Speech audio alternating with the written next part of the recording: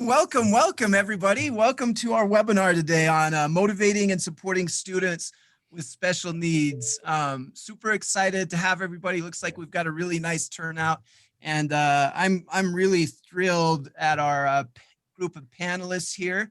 So I'm going to go ahead and introduce everybody, and then we'll jump right into the conversation. So we are thrilled to have, by the way, my name's Jason Johnson. I represent the WhyTry organization. We're a social emotional learning and resilience based organization and program. We've been hosting these webinars since March, really since pandemic hit. And I'm pretty fortunate to be able to moderate on a lot of these. And so today, this is a topic that's very close to my heart professionally. And we're thrilled to have the following individuals. We've got Bill Brown, a licensed school social worker through the Colorado Department of Education and the Affective Needs Serious Emotional Disability Specialist for the Exceptional Student Services Unit at the Colorado Department of Education.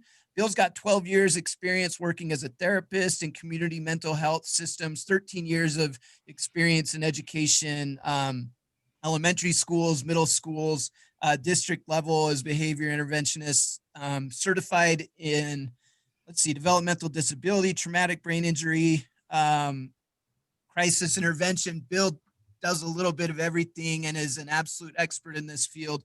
Bill, welcome. We're thrilled to have you. Thank you. I'm glad to be here.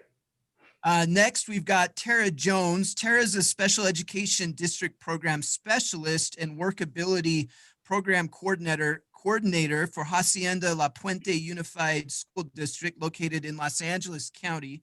Began in the district in 2005 as a teacher at Willow Adult School, then taught in the adult transition program that provides academic and vocational instruction to students 18 to 22 years old.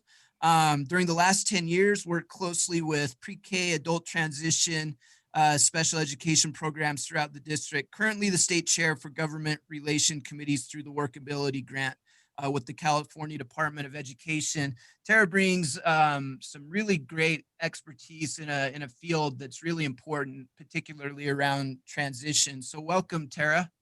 Thank you. Excited to be with all of you. And then last but certainly not least is Christian Moore. Christian's a licensed clinical social worker, internationally renowned speaker, passionate advocate for youth, author of the book, The Resilience Breakthrough, founder of the WhyTry program, which is one of the top social emotional learning programs in the country. It's used in over 30,000 schools and organizations across the United States. And I'm going to talk a little bit more about some of Christian's experience in just a minute, but let's welcome you now, Christian. Welcome. Great to be here. Awesome Welcome. to be here with everybody. Thank you. And then I'm Jason Johnson. I've been with the WhyTry organization for about 5 years.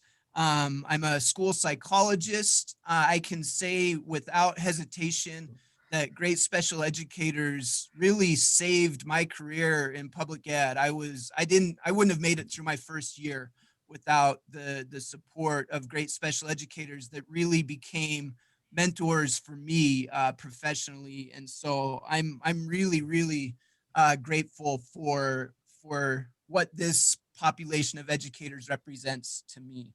So our webinar today, we want to discuss supporting students with special needs, particularly during this pandemic situation. And I thought what might be a nice way to get started. So I gave Christian kind of a brief introduction. What I didn't share is that Christian has kind of a unique level of expertise in this world because he's not only a practitioner and approaching it from a therapeutic and a research base, but he's also lived it. Christian has learning disabilities. He came up through the special ed program. He's a special ed student and has dealt with that on both sides of it as an adult and as a child. And that perspective has always been really key to our approach to working with with individuals. When Christian was in graduate school, he wrote up his experience as a student with learning disabilities, and it ended up later getting published. And I think it gives some really nice perspective and will set kind of a nice tone for the discussion. Christian, if you would be willing to share that piece that you wrote about your experience as a student dealing with learning disabilities in the world of education. Yep. Thanks, Jason, for the opportunity. This is also in the book, The Resilience Breakthrough. I put it in there as well, and it's on page 99. And this is entitled "Just Think." It says there are two simple words that most people with learning differences hate to hear. The two simple words are "just think." The first time I remember hearing those two dreaded words was in the first grade while learning addition. Even now, decades later, I vividly remember the teacher leaning over my shoulder and saying, "Just think, 2 plus 2 equals what? It's right in front of you. If 1 plus 1 equals 2, then what would 2 plus 2 equal?" Then she said those words again, "Just think, if 2 plus 1 equals 3, then what would 2 plus 2 equal? Think about it." As I sat there looking at the paper, I thought to myself, what in the heck do 2 2s have to do with a 4? And when is this teacher going to walk away from my desk? And when is she going to stop tapping her long red fingernails on the number 4? I'm starting to wonder if the answer is in her fingernails, because just thinking is not helping me get the answer. Maybe when she walks away, everyone will stop smiling at me and looking at me like I'm an alien, because I don't see how a 2 and another 2 magically create this 4. Later, I find myself in a special spelling class. I've been informed I was special because I was the only kid in the third grade who couldn't spell his name.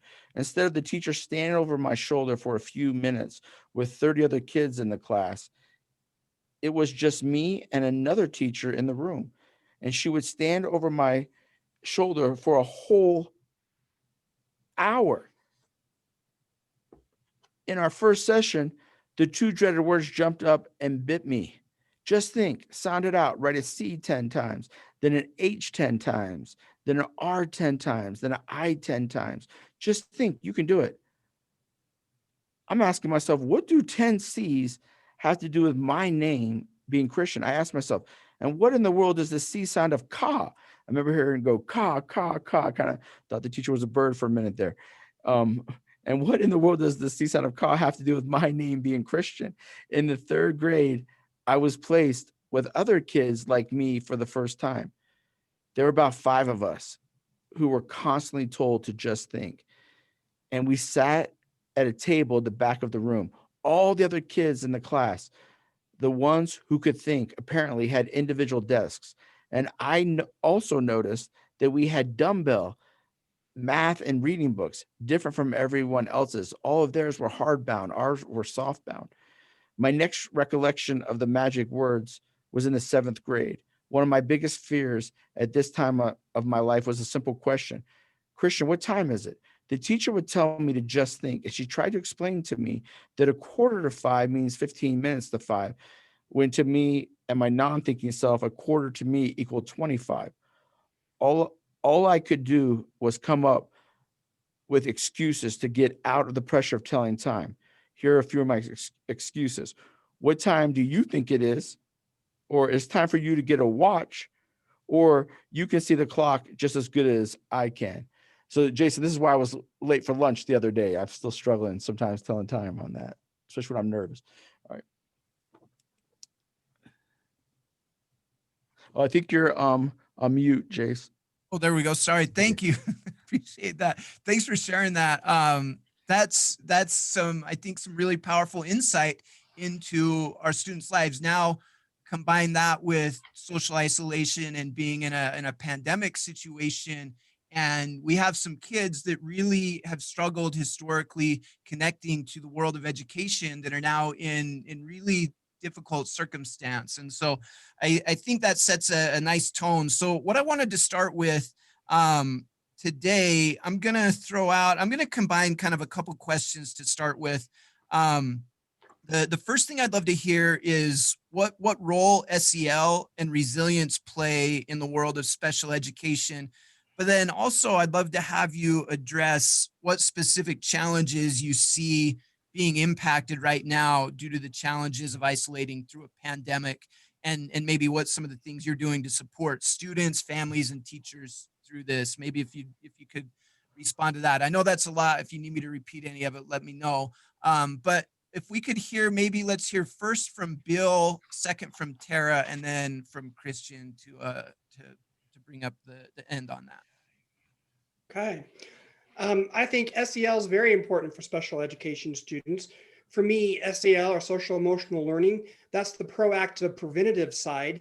And then the reactive side is kind of your functional behavior assessment and your behavior intervention plans. And so I've always tried to take a skill-based approach when working with students. And so something that they ingrained in me when I got my social work degree is people do the best they can with the skills they have. And if you expect them to do better, you need to give them more skills or new skills. And so I've always kind of had a skills-based approach. Some of the barriers, I guess, with social emotional learning, especially as it relates to this time of COVID-19, is social emotional learning is best done in the context of relationships. You have to have that relationship, that connection, that tie to other people.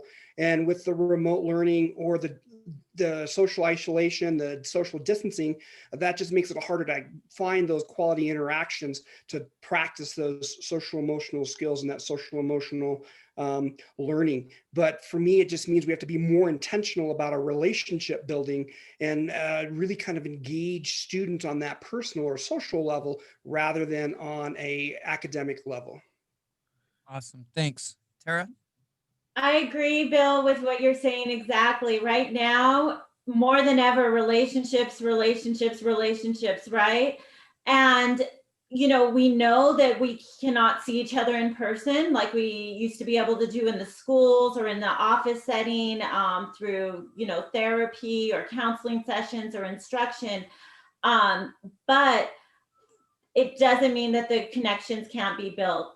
And just what's been amazing over the last 8 months now is seeing how individuals and groups are coming together and going above and beyond to reach students, families, any way that they can, And so one of the things that I just share, with the teams that I'm working with is not to give up.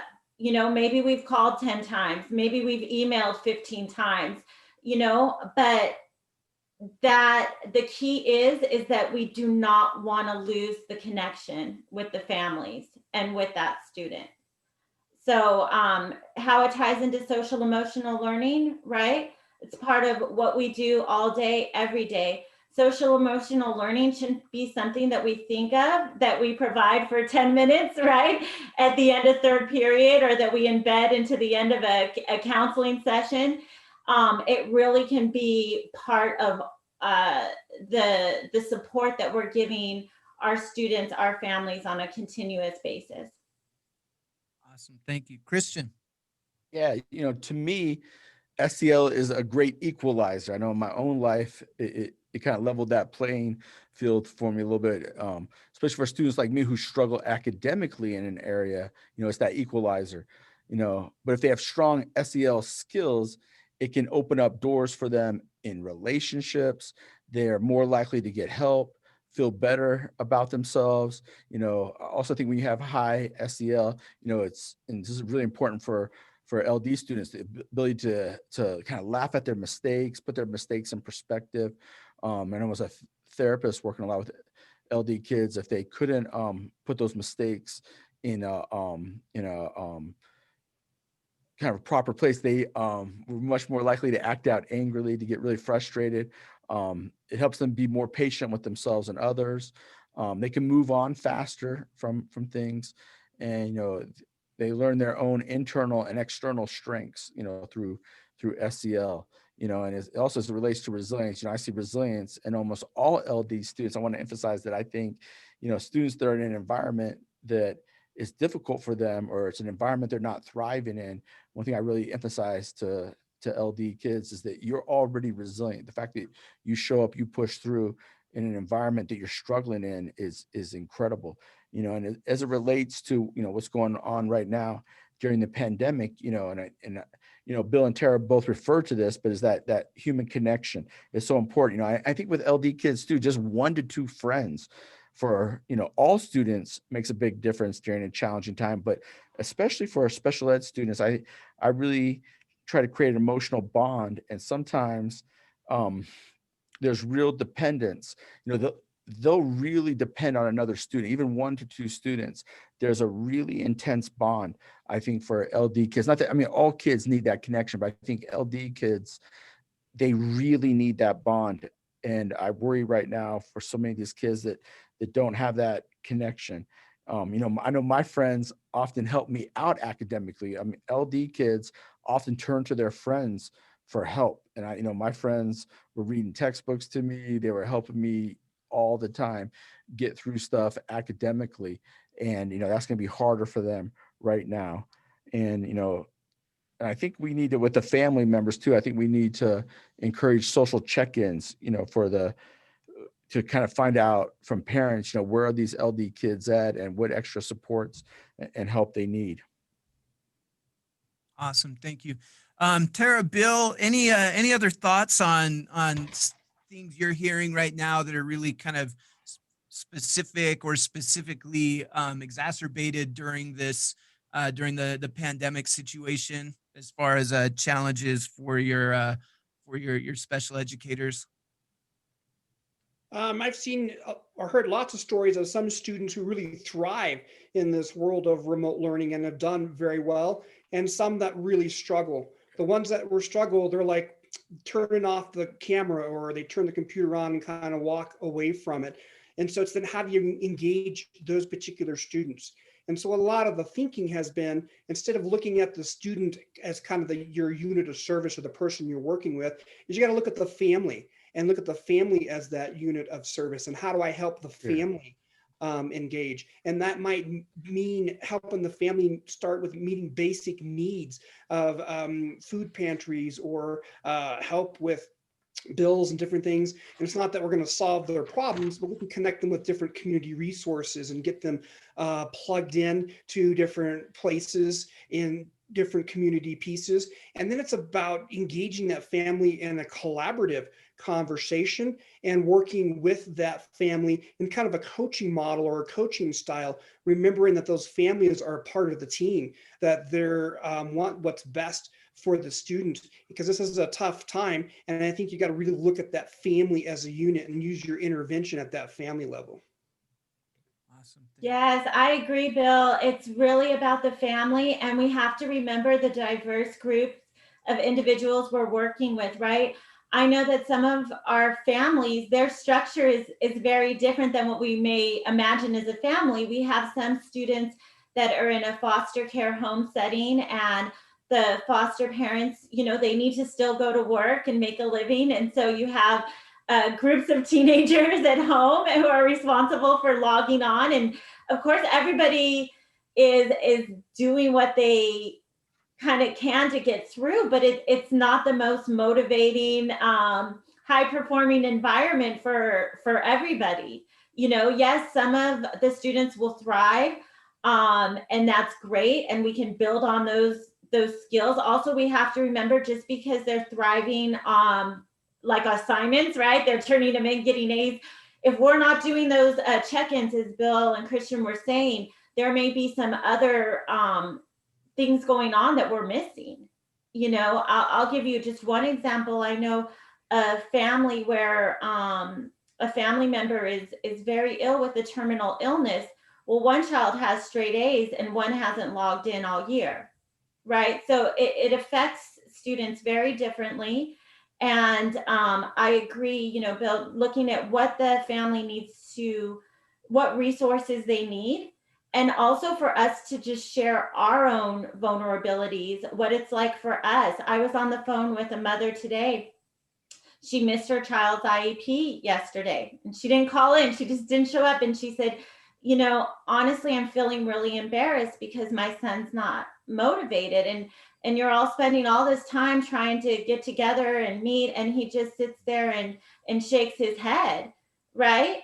And I said, well, how embarrassed do you think I feel? I have my own teenage sons and they're both failing multiple classes right now, you know, and we just shared about the struggle.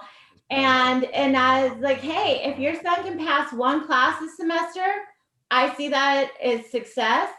I just don't want him to give up and drop out because he's going to have time. If it takes 4 or 6 or 7 years to get his high school diploma, he still gets it. My fear is losing hope, having no confidence and dropping out and never getting it. Yeah. That's really, really powerful. And it kind of sets us up perfect for the direction I wanted to go. I'm reading through some of the comments and I think a lot of people are relating. I think in my mind, one of the reasons this is so uniquely difficult right now is historically our classrooms and our offices have been kind of these almost like a safe laboratory where we can work on social emotional skills together kind of in a controlled environment. And now that has shifted to a home where we don't have the influence on what's happening in the home that we do in our classroom.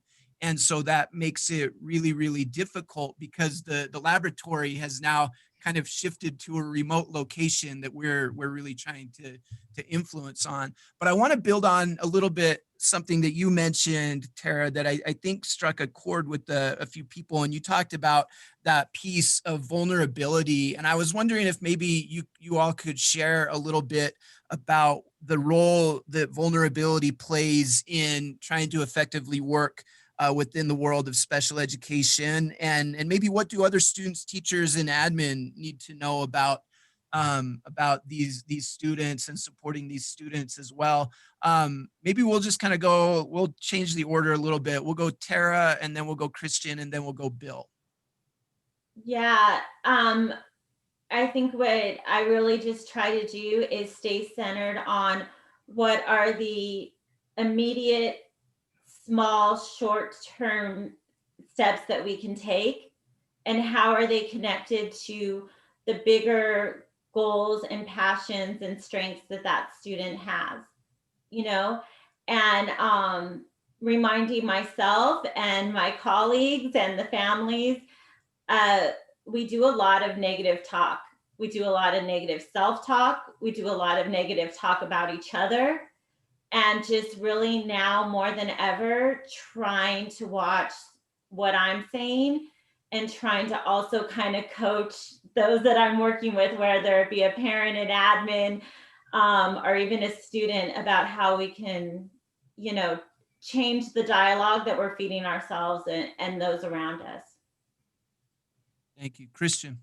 Yeah, it's interesting. This last few months, I've been talking to my own kids about this, and to just kids across the country, is that, as it relates to vulnerability, most people will spend a large portion of their day hiding and covering up their vulnerabilities. I'm really impressed, Tara, a few minutes ago, where you shared the vulnerability with your own children and the challenges there. And as an educator, my own kids are struggling, but that, again, we so much energy, we consume so much needless energy covering up our vulnerabilities. But the irony is we get close to other people through these vulnerabilities coming out. By being authentic, we have way more, time and energy to work on our challenges. I love being in a room with LD students and teachers who have worked through, covering up their weaknesses, and they're just there for each other. They're supporting each other, and they're just making that kind of that safe place for them to focus on academics. A child can focus far more on academics if they feel safe, but it's the adults and the other students creating that vulnerability. And I visit thousands of schools over the years, and I know instantly when I'm in a room or a classroom where the teachers create a safe place for vulnerability to happen, and kids can just focus on academics so much easier. I know one of my special ed teachers, a lady named Mrs. Plakos, she did that for me. I mean, my nonstop talking would drive people crazy, and she would say, well, hold on, let's see what Christian has to say before everybody turns their ears off. Just something simple like that for my nonstop talking. She would just say, hey, he may get to something profound. It may be 20 minutes from now, but her just creating that safe place for me to just be me. That was one of the greatest special ed teachers I've ever had. Thank you, Bill. I'd just like to echo what Christian Moore said. I think a lot of times as professionals, we think we're supposed to present this perfect persona, or we're supposed to prevent a front that we've got it all together. And so a lot of times we try to hide the mistakes we make from children or in the classrooms, or we don't want to share with them that we're not as planned or prepared as we need to be. I think we need to move in the other direction. I think vulnerability is very important. I think we need to be vulnerable in front of students. I think they need to see us making mistakes, because when they see you making that mistake, this is when you get to model for them how to problem solve. How do I fix this mistake? How am I going to deal with the fact that I'm frustrated or angry or upset? And I think that modeling is very important. I think especially now in this time of COVID-19, where we've got new learning with the remote learning, we need to own up to the fact that maybe we don't have it all figured out. Maybe the kids are smarter than the adults at the online platforms and the social media, and how can we learn from them and tap into their expertise as it relates to digital learning and connecting with that. And I think it's through us modeling that vulnerability and problem solving, that's what I think builds resiliency, because then they see how you pick yourself back up and how do you move on and how do you move forward, because you're modeling that for them. I think we need more vulnerability, and I think we can learn from our students on what that looks like and how to show that. Awesome. Totally agree. And vulnerability is where connection takes place. Yes. We know the importance of relationships and connection. And that's one of the real challenges in virtual settings is how we do that. And I think vulnerability absolutely is a vital ingredient, because that is kind of a sacred space, I think, where connection occurs. I always write down like kind of questions and direction I want to go. And then I get into this and start reading the comments, and I change in my mind the order. I'm going to throw the order off just a little bit. There's a lot of people really interested in strategies. We've started talking about a few things, vulnerability and connection and things like that. I think people right now are really, really eager to hear any strategies that you have. I was wondering if maybe we could jump to that right now and discuss what are some things that you've started doing that to help out is specifically strategies specific to this kind of pandemic virtual setting that most of us find ourselves trying to teach through. Let's go first order we went through. Let's go Bill, then Tara, then Christian. The first strategy that kind of pops to my mind is one of Christian Moore's, surrendering the one up. Because I think if you're surrendering the one up, that helps you be in that place of being able to learn and listen. And then the other thing I talked to a lot of people about is how to paraphrase, or how to do reflective listening, where your job is to understand before you share your side of the story. Because a lot of times we're too worried about getting our point across that we're not helping them understand. So I teach the paraphrasing or the reflective listening. I think you can talk about how big is your problem was one skill set that I always used. A lot of times students see this problem or this thing is unsurmountable, even if you look at the steps or the wall that they have within the WhyTry curriculum. How big is your problem tries to put that in focus for kids so that you can really scale that. I used to have a student who would cry for 2 hours, even if it was just a small little thing that happened. And so I would use how big is your problem is to help her gauge.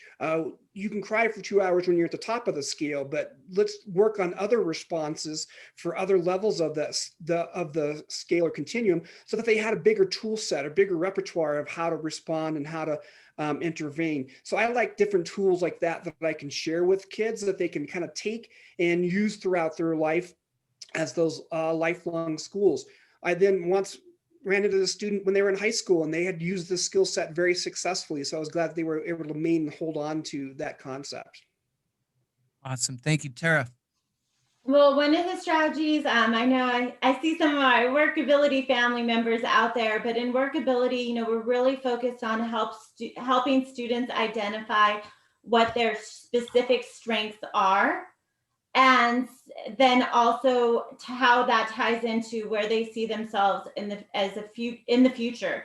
So I think one of the strategies that's super important right now, no matter what age the student is helping them to identify who they see themselves becoming as they move forward, both with the short term and the long term, and then doing specific outcome-based activities that are in line with that. So again, this can start off when children, right when they're first starting to walk around and talk, and they show interest, right? They show preferences. And how can you expand upon that, especially in this time? Christian was talking about how we do have a little bit more time on our hands right now to reflect, to think about what really fills our heart with joy, and also what frustrates us and what causes us stress. So just, really that specific strategy of working with students to identify that, sharing that with their families, their school support systems. And as far as, I think at the end, we're going to share our contact information. And for those of you out there that are interested in specific activities that assist with kind of this transition planning, looking to the future, I'd be glad to share many of those with you. Pretty much all the resources that we have are available online and can be done virtually as well. Awesome. Thank you, Christian. Yeah, it's interesting. I look at LD students that are more introverted, or they have, like what Tara was just talking about, they have a tremendous talent that comes out, or something that they're really interested in. I really encourage them, LD kids, to specialize in something. I think that's really important. I mean, for me to make a living, to have different opportunities, I picked resilience. I said, okay, I want to try to learn more about resilience than anybody, in anything. And that's, I really kind of emphasize that with more the shy, the introvert kids, but kids that are more extrovert. I've been talking to a lot of LD kids about, I'll ask them a question. You know what a Renaissance person is? A Renaissance person is someone who's educated in a variety of fields and topics, and so you want to expose yourself to as many different fields, topics, area of interest. It makes life more interesting. It makes life more fun. You tend to be more open-minded. So I just encouraging kids, like, I'm not sharing the assessment right here, but it's just, I'll pick up on some kids, and I say, whether they're introvert or extrovert, just adapting the intervention to their personality. Again, the more extrovert, I want to encourage them to really expose themselves to a lot of things. Someone's the more introvert, I want them to specialize in something. And I feel like I've seen that to be really empowering to kids. The other thing that I think is important right now with what's going on with COVID is just normalizing the emotions, negative emotions, particularly of sadness, anger, loneliness, fear. That's just normal. It's just part of being human. And just, in WhyTry, we teach this battery now with, you can't charge a battery, which is a positive connection. You can't charge a battery, which is a negative connection. It's the positive, negative coming together. And I think, as kids are acting out or kids are feeling angry, it's just letting them know, those are normal emotions. Now, I don't want you to hurt yourself or others with those, but just normalizing the gamut of emotions and letting them know it's okay to feel these intense emotions right now. And then I think that helps their self-esteem. It helps them not beat themselves up. And then next, kind of helping them understand that in our suffering, in our weaknesses, and our pain, that there's opportunity in that, it's funny, I didn't learn a lot of that until I was in my 40s, that there's really huge opportunity in suffering. And I think when kids understand, even at a young age, that, wow, I'm feeling these intense emotions, I'm hurting inside, I'm seeing my parents hurting right now, during COVID, during all this stuff happening, that there's an opportunity for change in that. There's an opportunity to be creative.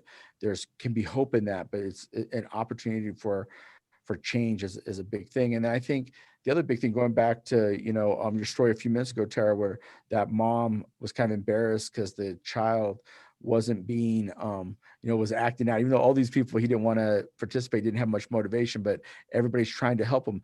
I think it's a bigger deal than we realize for especially an LD student to just be seen. And even if they were still acting out, I can think of so many times in my life, the people who were trying to help me the most were the people I was hurting the most. To in the back of their mind, they know if someone's hearing them, if someone's seeing them, even though they're completely blowing the person off, it's so important that they still know that, man, someone's tracking me. That teacher's tracking me. My parents are tracking me. Someone's paying attention to me, even though I'm not going to show no vulnerability right now. I'm totally checked out. Don't overlook that, that how important it is to just be seen. And then also I want them to feel they're respected, that I respect them, even with their ups and downs, with their strengths and weaknesses. And that goes back to what you were talking about, Bill, with surrendering the one up. That's so important, is that these kids know, look, you have value and worth despite all these challenges, these mistakes, your academic challenges. And we see you, we're going to keep looking at you. If you don't want us to even bug you or to go online and follow up with you, it's so important that they're seen, even if you're getting the complete opposite. I remember when I was missing lots of school, one teacher literally brought the students to my bedroom because I was sleeping in until like 11 a.m. And the teacher brought the students to my bedroom and tried to hold class in my bedroom. And I dropped some inappropriate words. I was acting way too out of control, so they ended up having to leave. But I knew that teacher, for her to go to that extent, that I'm not going to come to school, she's going to show up, she's going to bring school to me. I'll never forget being seen at that level and being heard at that level, even though my behavior was too out of control and too disrespectful for it to have ended up being a beautiful thing. But I just want to plant that seed that being seen is a huge deal for LD kids. Christian, I was wondering, maybe I could put you on the spot just a little bit. So both Bill and Christian have used that phrase, surrendering the one up, and that's kind of specific to the world of WhyTry. Christian, can I put you on the spot and ask you to just give like a brief 2-minute explanation for some people that may not be familiar? Because that's one of the powerful things that we've been doing a lot, like instructing and consulting on, that I think has really helped out with connection, even in a virtual setting. Yeah, where I kind of came up with this concept of surrendering the one up. But as a child growing up, I felt one down and over in almost every relationship. I saw the teacher up here. It could be the probation officer, the neighbor, people in my community. Everybody else was up here. I was down here. And as when I became a therapist and started working with, lots of kids and families, I started realizing, wow, we can get much further in the change process, in the counseling process, the intervention process, if we can create an environment where the other person is winning in the relationship, that they know they have value and worth, whether they're succeeding or whether they're failing. And so classroom teachers will do it real simple things. It could just be when kids walk into the classroom, they'll do a handshake with them or a soul shake. And I always tell the teachers, mess up, don't memorize it perfectly. Let the kids correct you. And they'll say, Mrs. Jones, with me, we do 2 elbow bumps. With my friend Mike, you guys do the 2 high fives. And that way, the kids are teaching the teacher before they even walk into the classroom. So I'm just trying to change that dynamic where the kid feels like they're winning that relationship. As a therapist, I used to have 2 chairs in my office. I'd have a nice leather chair. I'd have a metal folding chair. I'd always let the student sit in the $2,000 leather chair, and I'd sit on the metal folding chair, and they go, no, Mr. Moore here, you're the therapist, you're the counselor, you should be in the nice chair. And I'd say, no, you lived your life for the past 12, 13, 14, 15 years. You stay in the nice chair. And so when we do a training in WhyTry, we have now almost 100 strategies on how to surrender this one-up relationship. But it's basically, and you want to be sincere about it. You want another person to know you have tremendous value. I'm going to be unconditional with you, whether you succeed or whether you fail. And that's one of the places that motivation lies, in that ability to surrender that one-up relationship. If I said to you, write down the 3 people you most enjoy being around, they're usually people that know your strengths and weaknesses, and they treat you the same. And those become our safe people, the people we most enjoy being around.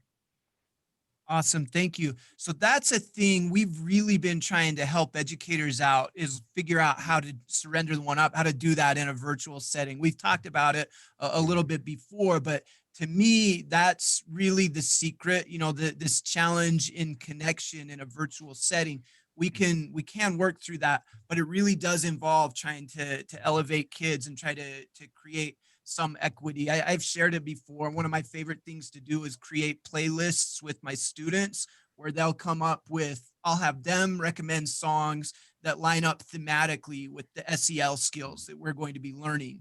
And then I'll play the music that they pick, obviously appropriate versions of it, radio edit versions if they have it, but I'll play the music that they pick when they log into a virtual like Zoom session with me. And it makes it so that now this virtual space starts to feel more like their space that they're having an influence on, and it can kind of subtly reinforce ideas. But that would be an example of kind of surrendering the one up in a virtual setting.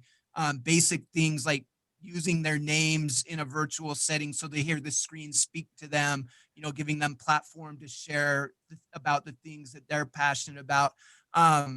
Bill, Tara, I saw both of you nodding your heads as Christian was kind of sharing his ideas about that. Anything you want to add to anything that he said? Let's go Bill first and then Tara. I just think that position of taking that one spot down is so very important, because a lot of times these kids don't feel valued, they don't feel heard, or don't have that voice heard. And if you take that one step down, that gives them a chance to have that voice and express that voice, where normally they wouldn't have that opportunity to do that. And so when you take that one step down, that communicates that you care and that they're important to you, and gives them that voice. And then once you have that voice, then you can engage with that student and work with that student on a much regular basis. In one school that I worked in, teachers thought I had some kind of magic. I had no magic whatsoever. Yeah. I had a student who refused to leave the classroom. They'd send the principal in, they wouldn't leave. They'd send security or the police in, they wouldn't leave. It didn't matter. I'd show up and they'd get up and walk with me without a fight or anything else. And that's why they thought I had magic. It wasn't magic. It was because I took time to build a relationship with that student. It's because I put their needs above mine, and they knew when they came with me, I would listen to their side of the story, that I wouldn't judge them, that I would help them solve the problem, that I would kind of function as their advocate with the school system and get things done. And it's because I took that one down position that student trusted me enough to leave with me, because he knew exactly what to expect from me and how the process was going to go. And he knew that this was the way to get him help. But if I hadn't built that relationship with him, I wouldn't have had any more luck than anybody else trying to get that student out. But the way I built that was taking that one step down. I love that. That is magic though, Bill. That's practical relationship magic. Relationships are magic. Tara. Well, I was thinking when Christian, when you were talking, when I first started teaching, I started off thinking it was my job to be the teacher. I was going to come in and control my classroom, right? I knew I was being a good teacher if my students all did what I told them to do. Well, working with 18 to 21-year-olds, most of them who were bigger than me, they taught me real quick that they outnumbered me, and that was not my place to come in and control their behavior. And instead, I really had to shift into looking at what is an environment that creates learning and growing and inspires my students to work hard and strive to just be better at whatever it is they want to be better at. And even during this distance learning time, I was thinking about, what Jason was saying about the environment that we can create. And through the power of art and music, sharing video clips, it's just a great way to connect. And also, even for our students that keep their camera off, even what you know how on our backgrounds we can change the pictures. So like I found, a student had a lobster, and so we were able to strike up a conversation about the lobster, or maybe they have an anime character that you've never heard anything about. So even just little things like that, encouraging students to use their reaction emojis. I got the great opportunity to go through WhyTry training. So if any of you need, further supports about these digital, social, emotional, virtual learning activities, I highly recommend that, because even through that awesome training, I was able to see how engaging it can be, even if you're just utilizing a chat and cameras and mics are off. So, I think really listening to what our students tell us interests them is powerful now more than ever with finding ways to connect with them. I love that. You just gave me an idea, Tara. I'm gonna try this out. I think I'm gonna turn the well, I hope it doesn't get away from me, but I'm gonna experiment with it. I'm gonna experiment with making we talk about passion projects sometimes, but virtual background. I want a passion project virtual background from some of the kids that I work with, and have that become a kind of an important thing that we can talk about. Curious, maybe you could address this. I've heard you all talk a little bit about kind of helping kids discover, what their passion is, what their talents are, or what they're interested in. What can we do right now to try to help kids with that, discover their passion, find purpose, or even build confidence, again, with the unique challenges of a pandemic? Maybe let's go Christian, then Tara, then Bill.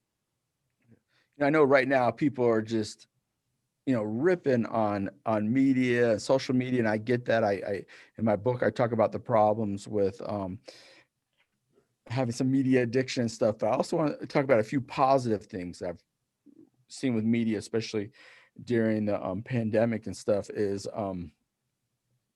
just exposing. I'm encouraging both my own kids and some other kids and some nieces and nephews and some family is every day do some research on a topic. These kids have so much downtime right now, so I'm saying, hey, something you're interested in or you're passionate about, do some research on it. And whether they're YouTube clips or just going out on the internet and really understand a new field, something you'd be interested in doing in the future. My son has gone through like 3 instruments during COVID. He's onto the bass now. He's playing the bass, and it all came from just watching different videos and different things and thinking, okay, I might be interested in that. Or he's telling me where he wants to travel to and all these different things, but he's doing it through media. And that's where I think, and both my kids are seeing things that they never thought they'd be interested in doing for the rest of their lives, or a career or a passion, and they're doing it through media. So I'm really encouraging them. Now I try to guide how they use that media, of course, but I see media playing a huge role in us helping them find and discover their passion, their interest, and their talents. I think it's important to point out, strengths we observe and then encourage those. I know you were talking about that, Tara, but just anything that they're really talented at, just try and provide those resources and the investment and time and stuff. So my son is playing the bass. I told him, look, if you're still playing the bass when COVID's over, I'll get you an instructor. Another amazing thing about media being in abundance is you can encourage them, to just learn something new every day. But also, I think it's important is different state changes. Like I'll say, I want you to do something inspirational. I want you to do something educational. Like I want you to watch something funny. And so just exposing themselves to a lot of different things, I think it helps with their frustration. And I also think it's really important, when you're trying new things, to normalize failure. It's okay to mess up. It's okay to make mistakes. It's okay not to do something perfect. And I think, that growth mindset over a fixed mindset when you're exposing kids to a passion, to a purpose, is important. The other thing I think that's really good for their mental health right now is to have them have some responsibilities. Like I put my son in charge, my son that's more like me with crazy energy and more LD. I say, all right, I want you to be in charge of raking all the leaves. I'm giving assignments. Now before, I noticed he would push back. I don't want to do that, but he's so frustrated, so bored right now that when I give him responsibilities, he's engaging with those responsibilities. I'm thinking, wow, this kid is not pushing back, having to do extra work. And we call it production therapy. I have a chapter in my book about production therapy. Human beings have a huge desire to feel productive. And so just looking for ways, especially LD kids, and it's funny, I love one thing about LD kids, and it's funny that the corporate world's figuring this out.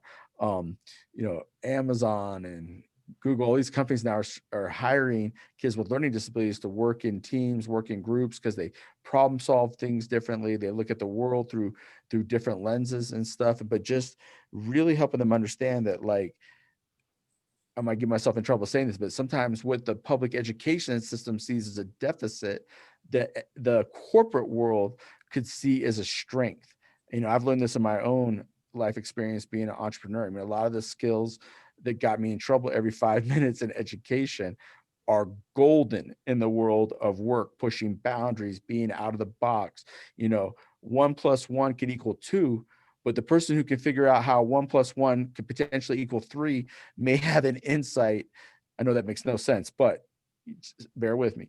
But the person who can process the world and see out of the box how 1 + 1 can equal 3, that has tremendous value in the corporate, the creative world, the problem solving world, but you'll be punished for it in the education world. And so I think that we have to be more open-minded at the gamut, and a lot of the things that these kids are going to do with the rest of their lives doesn't even exist right now. Technology and media, all this stuff is changing so fast that what they'll end up doing for a career, their LD will be a tremendous resource. For example, I process the whole world visually. I don't even know if I would have ever made a living if a guy named Steve Jobs didn't come along and put an iPhone in my hand. And the whole world for me now is visual. So I create interventions, tools. I'm doing a film thing right now. All these things that I'm operating in didn't even exist when I was a child. And I think when I was sitting in special ed, and they're like, what the heck will he do with his future?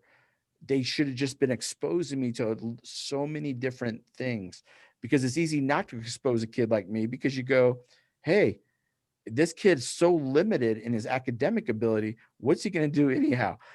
But you can't overlook how the world's changing and creativity. And I sit next to people all the times on planes that say, we look for LDs or owners of companies, CEOs, and they're like, we know if we want to kick up our problem solving, we like people out of the box that can figure out how 1 + 1 = 3. All right, I'll be quiet. Thank you. Real quick, before Sorry. you respond, Tara, I know some people are on tight schedules that are participating in this. We're recording it. We'll send out a link to the recording. And then towards the end, we're going to put up links with contact information for the participants on here. I know some of you have questions specific, but we are probably going to go just a couple minutes over the hour because this is, I think, really rich content. So Tara, go ahead and respond. And then Bill after that. I love what Christian is saying. Yeah. And so those of you that are interested in specific websites and transition building activities, please email me afterwards and I'd be glad to share those with you. The links that I have are free. I'd also be glad to share with you about where, I know we have people from all over the country and in Canada, and there are so many different agency supports. It's amazing. I totally agree with what Christian is saying. If we can help each of our children and the individuals that we're working with, whatever age they are, I'm still discovering my passions, to find out what drives them, what gives them passion, and build on that. And, YouTube, hey, if they love to watch YouTube, sound editing, video editing, a huge amount of money to be made in those fields. So really, there is nothing a student could tell me, honestly, that I would think, oh, no, there's not a business in that. Almost anything you can turn around and see how you could build a successful career. if they have the drive and if they have the determination and resilience. Thank you. Bill. For discovering your passion, I kind of like to start with looking at your self-image and your self-concept and how do you view and define yourself. Are you viewing and defining yourself by the labels that other people give you, or are you viewing it and defining it by what you think? And so a lot of times I'll engage students about their thinking process and ask them about, well, why do you believe this? Where did this belief come from? Did it come from a grandma or a parent or another friend? And get them to kind of look at who they are. Because if they can figure out who they are and their kind of beliefs and value systems, then that helps them find their passion. It helps them to figure out where they want to go in life and what they want to do. Because sometimes it's more about eliminating maybe what we're not about to help us focus in on what we are about. And so they call it cognitive behavioral therapy, which is a fancy term for saying that our thoughts kind of drive our feelings, which drive our behaviors. And so you want to intervene at that thinking level to say, what are those thoughts? And so how can we change the way you think about yourself, the way you think about the world and other people? And I think if you can kind of ground them in that and figure out who they are, that you can really then start to see their passions and where they're connected to. And then I think any type of work-based project that you can engage them in where they can learn about their interests and their hobbies and relate math and science and reading all back to that kind of project-based learning where they can learn about what's important to them. I once had a student that I did with who was interested in aerodynamics. And so we got him set up with a mentor and he built Pinewood Derby cars. And then we took him to the Air Force Academy in Colorado Springs. They have a wind tunnel down there.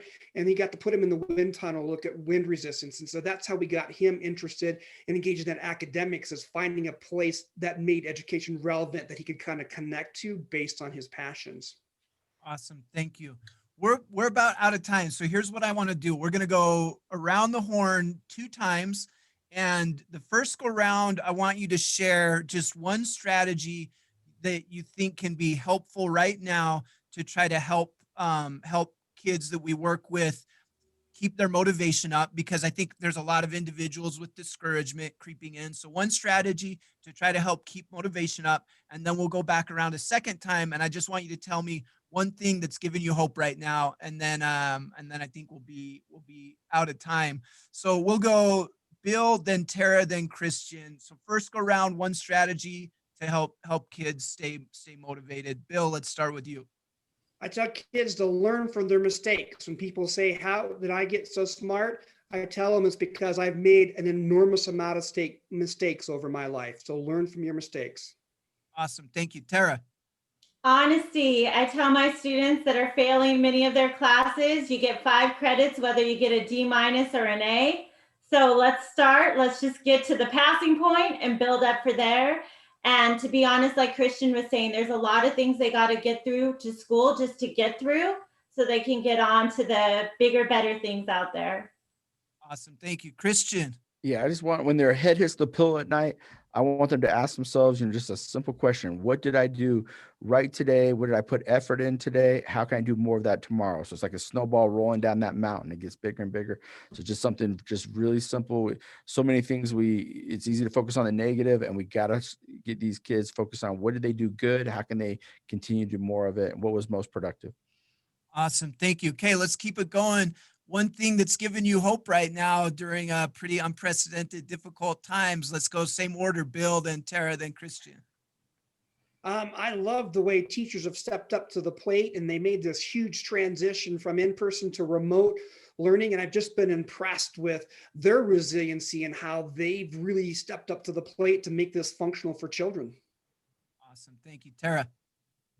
Seen a couple weeks ago, the gentleman, Chris, who finished the Ironman, the first person with Down syndrome to ever complete the Ironman. His motto, 1% grow every day. So I think of Chris, and if he could do that, what are each of us capable of? And what could I do today to just grow that 1%? That was a great story. I wish we would have had time to get into it. We're going to have to schedule a part 2. Christian. Yeah, one of the biggest things that gives me hope right now is, it ties a little bit to what I teach with street resilience, is, you know, throughout this world, I think we're in a place where people are changing, where we're saying, hey, too many people have been marginalized, the ability to take disrespect, and just some of the negative stuff in this world and say, hey, we're going to come together. We're going to become greater. I've seen educators do that. The medical field do that. I think that's a huge desire right now in people to create change and to use kind of some of the suffering and come together. And I just think I'm seeing students do it. I'm seeing teachers do it. And it's just, it just, again, it's giving me total hope that we really are resilient. I've been teaching people for years that resilience is already inside of us. Humans are already resilient. You're born with resilience. And we're seeing that come out all over the place with powerful examples. Awesome. Thank you. We're right up on the hour. Any parting thoughts? This has been a really awesome discussion.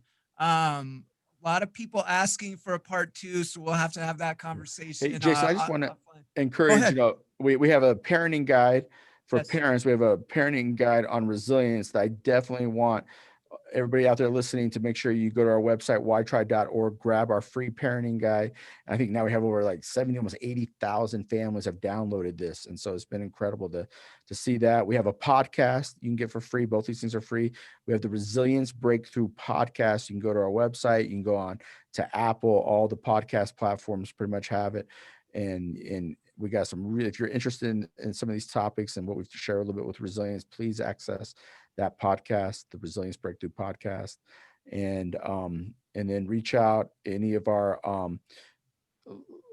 for years, because everything we do in WhyTry, the child visually sees it, they hear it in music, they physically do it. It's something I created these interventions originally for LD students. So those out there that haven't seen it, if you just reach out to us at whytry.org, we'll set up a demo where you can actually see how we use multimedia to engage LD kids.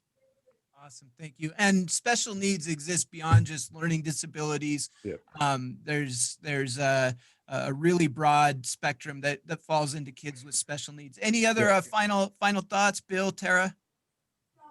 Just everyone hang in there, keep doing the amazing work that you're doing, and take care of yourself first, because we're no good to anyone else unless we're at the top of our game. Man. I want to echo Amen. self-care. Self-care is, I think, very important. Sometimes people see it as a luxury. It's not a luxury, it's a necessity. So engage in self-care. Amen. Well, huge thank you to all of our participants today. I'm putting up contact information, as well as how you can get a hold. That resilience guide is how you can access the parent guide. WhyTry is where you can access the podcast. And then we've got email addresses there for our panelists. Feel free to reach out to any of us. We'd love to hear from you.